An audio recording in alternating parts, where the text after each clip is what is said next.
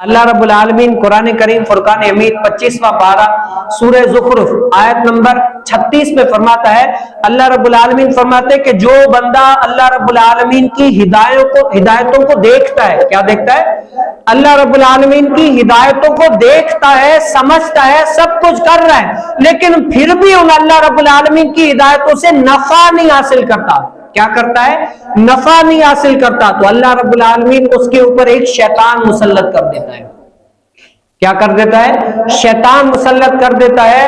वो शैतान उसको क्या करता है? हलाल कामों से रोकता रहता है, हराम कामों में मुब्तला कर देता है।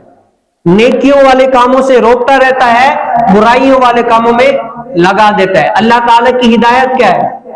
नमाज अल्लाह ताला की हिदायत है, सच बोलना अल्लाह ताला की हिदायत है, ये सब कुछ हम जानते हैं। रोजा रखना अल्लाह रब्बुल आलमीन की हिदायत है, हज करना अल्लाह रब्बुल आलमीन की हिदायत है।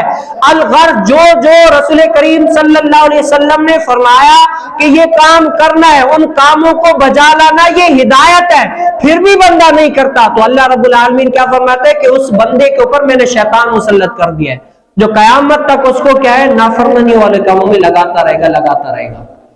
जो चाहेगा कि सीधा काम हो, फिर भी उल्टे हो जाते रहेंगे।